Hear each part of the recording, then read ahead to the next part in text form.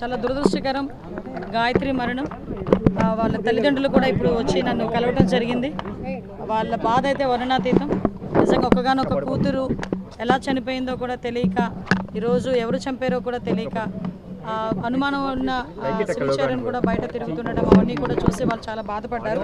యాక్చువల్గా దీనికి సంబంధించి గౌరవ ముఖ్యమంత్రి గారు కూడా ప్రత్యేకంగా దీని మీద దృష్టి పెట్టి అక్కడ ఉత్తరాఖండ్ డీసీపీ గారితో కూడా ప్రత్యేకంగా మాట్లాడమని మా డీసీపీ గారితో కూడా చెప్పడం జరిగింది. ఇక్కడ నుంచి సిపి గారు, అదేవిధంగా డీసీపీ ప్రశాంతి గారు వీళ్ళందరూ కూడా ప్రత్యేకంగా దీని మీద దృష్టి పెట్టి వాళ్ళతో కోఆర్డినేట్ చేసుకోవడమే కాకుండా ఇన్వెస్టిగేషన్ విషయంలోనే కానీ వాళ్ళకి ఎటువంటి సపోర్ట్, లీగల్ సపోర్ట్ కావాలని ఇవ్వడానికి మన ఆంధ్రప్రదేశ్ పోలీస్ అందరూ కూడా సపోర్ట్ చేస్తున్నారు. అట్ ద సేమ్ టైం కొన్ని వాళ్ళ అనుమానాలు కూడా వ్యక్తం చేయడం జరిగింది. ఆ అనుమానాలన్నింటి మీద కూడా వాళ్ళకి కూడా డిపార్ట్మెంట్, అక్కడ ఉత్తరాఖండ్ డిపార్ట్మెంట్ వాళ్ళకి ఎవరైతే ఐఓ ఉన్నారో, ఇన్వెస్టిగేషన్ ఆఫీసర్ ఎవరైతే ఉన్నారో వాళ్ళకి కూడా కొన్ని వాళ్ళు ఇచ్చిన అనుమానాలు ఏదైతే ఉన్నాయో అవన్నీ కూడా చెప్పడం జరిగింది.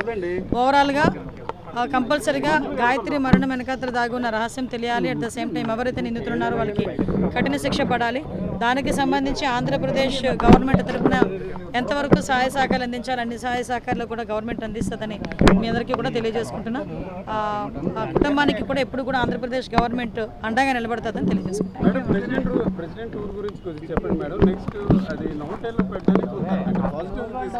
మీకు ఒక విషయం చెప్పాలండి, దయచేసి ప్రెసిడెంట్ గారు తాలూకా స్టే కానీ మేడం ప్రోగ్రామ్ కానీ ఎవ్రీథింగ్ రాష్ట్రపతి భవన్ నుంచి మనకి డిక్లేర్ అయి వస్తుందండి.